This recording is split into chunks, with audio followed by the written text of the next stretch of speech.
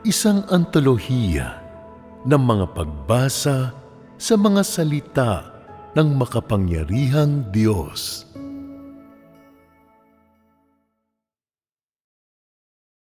Sa inyong pananampalataya sa Diyos, dapat kayong sumunod sa Diyos.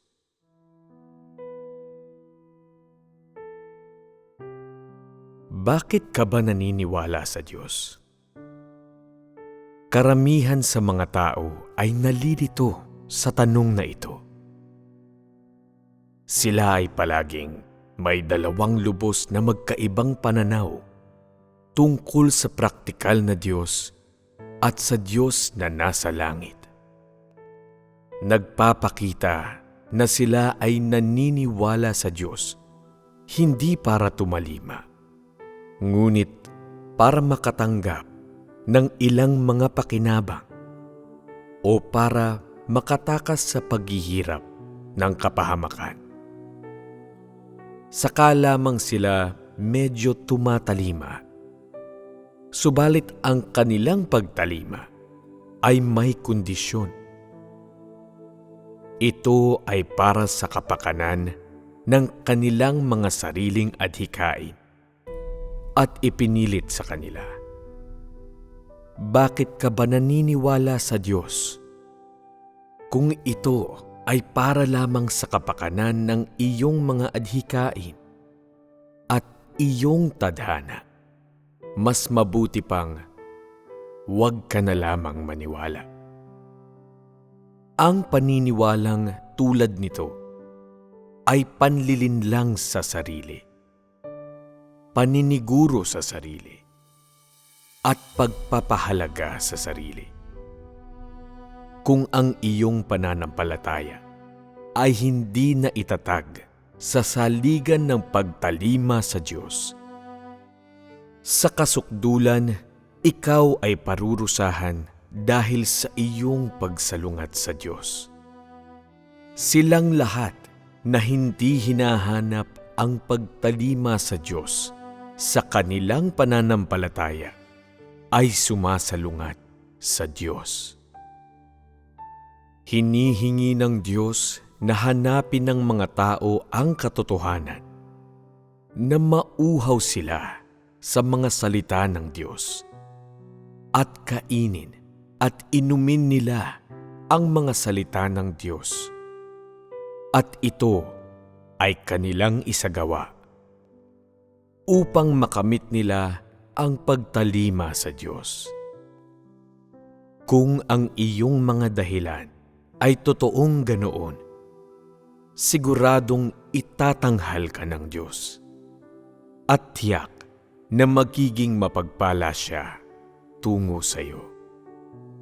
Walang sino man ang kayang pagdudahan nito at walang makapagbabago nito.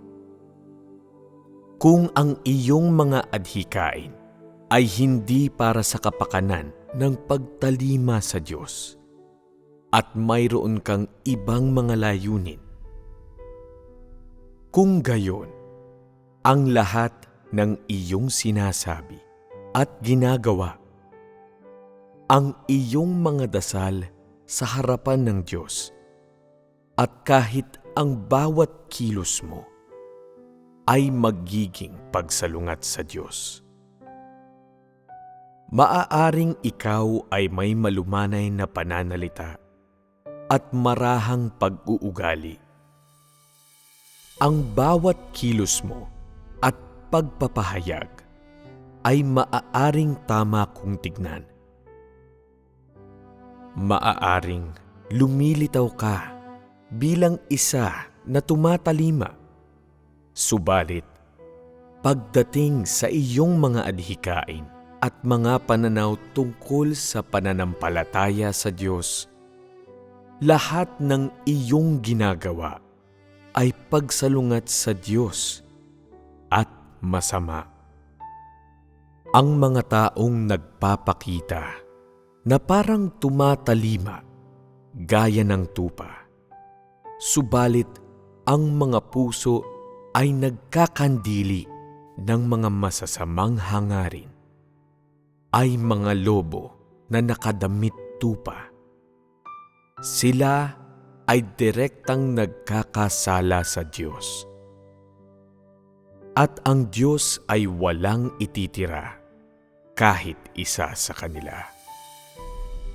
Ang banal na Espiritu ang siyang magbubunyag sa bawat isa sa kanila upang makita ng lahat na ang bawat isa sa kanila na mapagkunwari ay siguradong kamumuhian at itatakwil ng banal na Espiritu. Huwag mag-alala.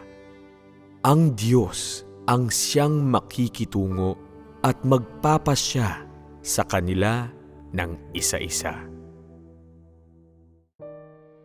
Kung hindi mo magawang tanggapin ang bagong liwanag ng Diyos at hindi mo maintindihan ang lahat ng ginagawa ng Diyos ngayon at hindi mo ito hinahanap o pinagdududahan man ito, binibigyan ito ng paghatol o pinag-aaralan at sinusuri ito, sa makatuwid, wala kang isipang handang tumalima.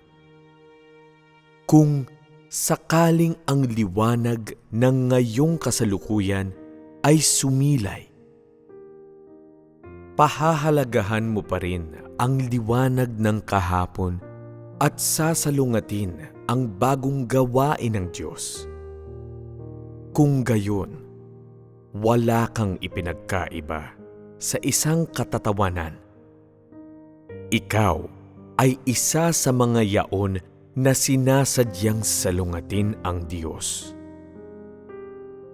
Ang susi sa pagtalima sa Diyos ay ang pagpapahalaga sa bagong liwanag at makayang tanggapin ito at maisagawa. Ito lamang ang tunay na pagtalima.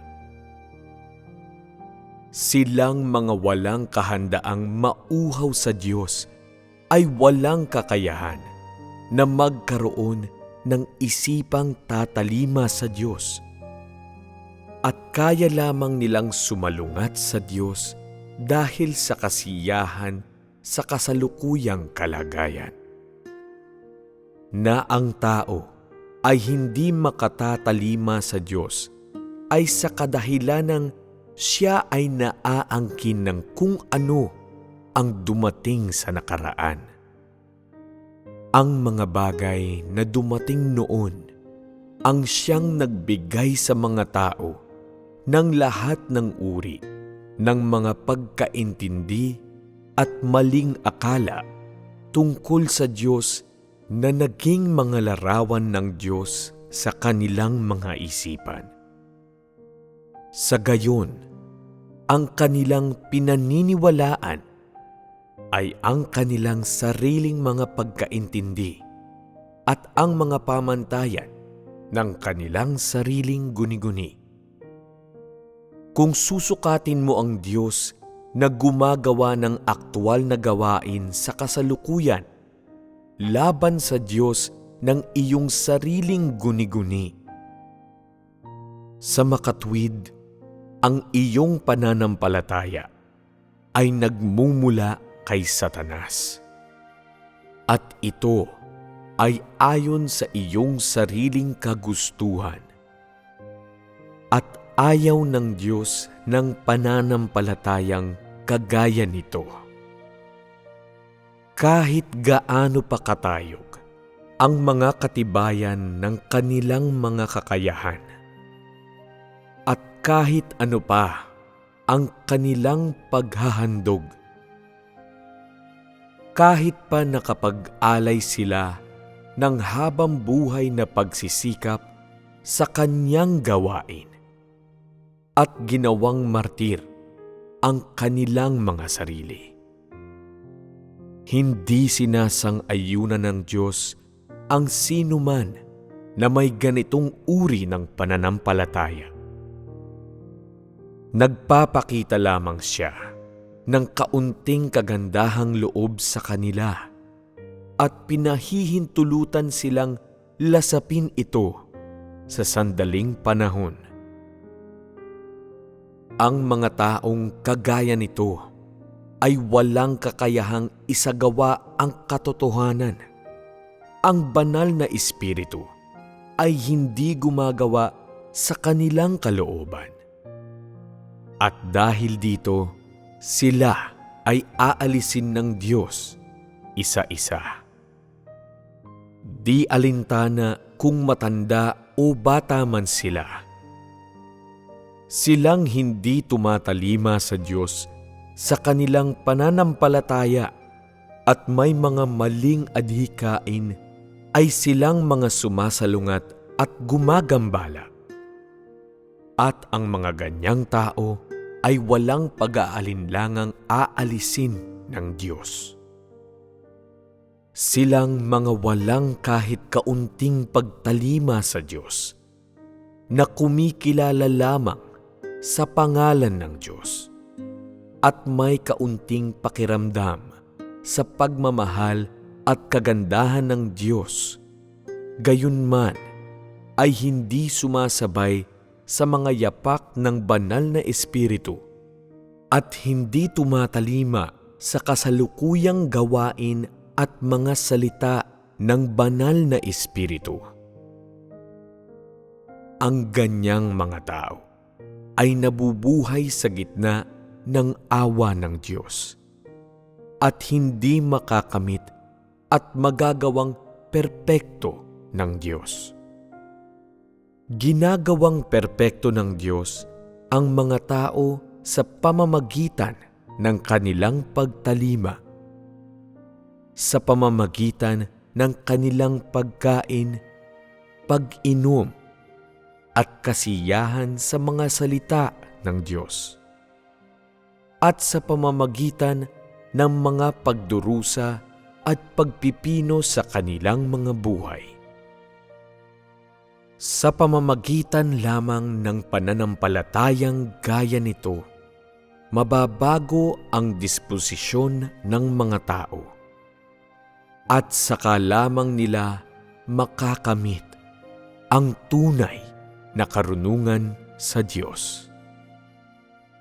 Ang hindi pagiging kontento sa pamumuhay sa gitna ng mga biyaya ng Diyos, pagiging laging nauuhaw para sa katotohanan, at paghahanap para sa katotohanan, at paghahabol na maging pag-aari ng Diyos. Ito ang ibig sabihin ng maingat na pagtalima sa Diyos. Ito ang eksaktong uri ng pananampalatayang gusto ng Diyos. Ang mga tao na walang ibang ginagawa kundi magsaya sa mga biyaya ng Diyos ay hindi magagawang perpekto o mababago, at ang kanilang pagtalima, kabanalan at pag-ibig at pagtitiis ay pawang mababaw. Silang mga nagsasaya lamang sa mga kagandahang loob ng Diyos ay hindi tunay na makakakilala sa Diyos. At kung makilala man nila ang Diyos, ang kanilang kaalaman ay mababaw, at sila ay nagsasalita ng mga bagay tulad ng mahal ng Diyos ang tao, o ang Diyos ay mahabagin sa tao. Hindi ito kumakatawan sa buhay ng tao at hindi nagpapakita na tunay ngang kilala ng mga tao ang Diyos. Kung kapag ang mga salita ng Diyos ay pinipino sila, o kapag ang kanyang mga pagsubok ay darating sa kanila, ang mga tao ay walang kakayahang tumalima sa Diyos. Kung sa halip sila ay magiging mapagduda at mabubuwal Sa makatuwid, sila ay hindi mapagtalima kahit kaunti man. Sa loob nila, maraming mga alituntunin at mga ipinagbabawal tungkol sa pananampalataya sa Diyos, mga nakaraang karanasan na bunga ng maraming taong pananampalataya o iba-ibang mga aral na nakabatay sa Biblia. Ang mga taong tulad nito kaya ay tatalima sa Diyos? Ang mga taong ito ay puno ng mga bagay na pantao. Paano kaya sila tatalima sa Diyos?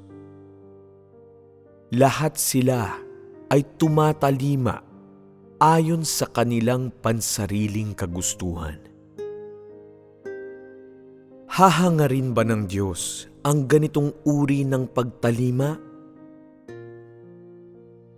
Ito ay hindi pagtalima sa Diyos, kundi pagsunod sa doktrina. Ito ay pagbibigay kasiyahan at pag-aaliw sa iyong sarili. Kung sinasabi mo na ito ay pagtalima sa Diyos, ikaw ba ay hindi lumalapastangan sa Kanya? Ikaw ay isang paraon ng Ehipto. Ikaw ay gumagawa ng kasamaan. At ikaw ay hayagang gumagawa ng pagsalungat sa Diyos. Magnanais ba ang Diyos ng paglilingkod na tulad nito? Pinakamabuting magmadali ka at magsisi at magkaroon ng kaunting pagkamulat sa sarili. Kung hindi, mas mabuti pang umuwi ka na lamang sa iyong tahanan. Mas makagagawa pa ito ng higit na kabutihan para sa iyo kaysa sa iyong paglilingkod sa Diyos. Hindi ka makagagambala at mang-aabala. Malalaman mo kung saan ka lulugar at mamumuhay ng maigi.